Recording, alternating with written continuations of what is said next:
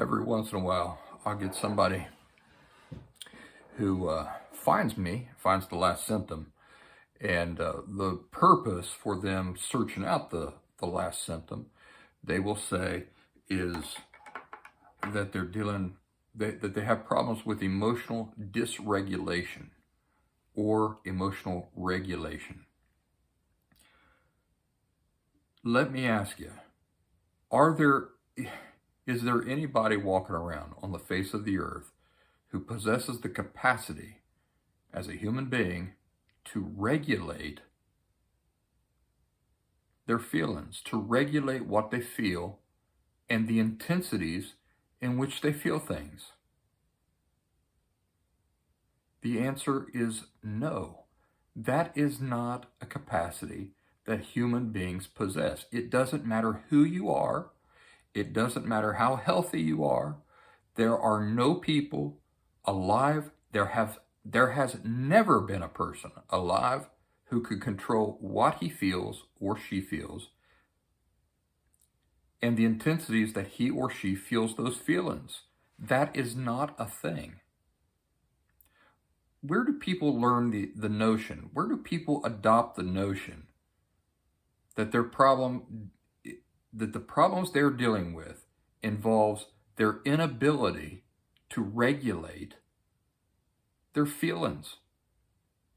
They learn that from the professional community, and that is flat out incompetence, and it's malpractice, because that is not something that that is not an ability or even a capacity that human beings possess.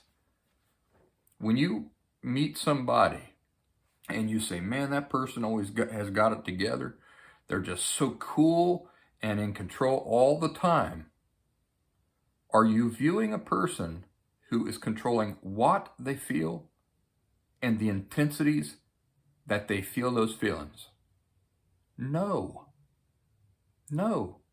What you're observing is a person who is controlling what they think, how they think about a thing, and their behaviors, but not what they're feeling.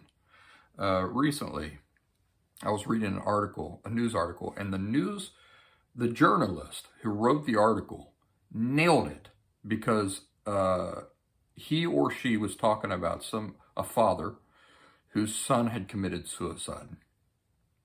And as the journalist described the father in this interview, the journalist said, very insightfully, I should add, the wording that the journalist used was, let's see, how did they put it?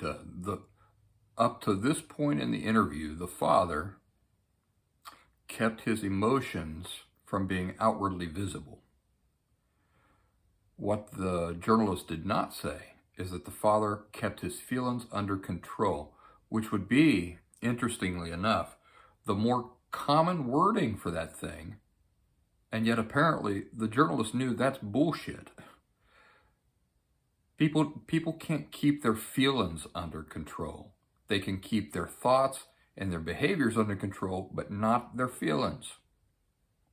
And I was very impressed with this journalist who got that wording right. What a testament to that journalist, the insight that journalist is walking around with, and the importance they put on wording what was actually happening with that father in accurate terminology. So emotional dysregulation, emotional regulation, not a thing. It's not a thing. It doesn't matter how many, renowned psychological institutions use that terminology. It's bullshit. Your problems are not in your feelings and the intensities of what you feel. So if your feelings are not the problem, what is the problem that most people who are unhealthy are dealing with? Perceptions. Perceptions, thoughts, behaviors, not feelings. So if you're somebody who's trying to recover from an emotional disorder, let's set that straight right now from the beginning. Your feelings are not the problem. Where do all your feelings come from? Your thoughts. All feelings are preceded by a thought. Perceptions are thoughts. Dreams are thoughts. Memories are thoughts.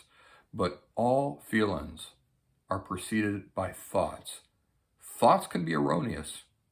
Sometimes they need to be corrected. They can be, a person can choose how they want to think about a thing, how they want to perceive a thing. But your feelings are not the problem, and they are not what need to be fixed.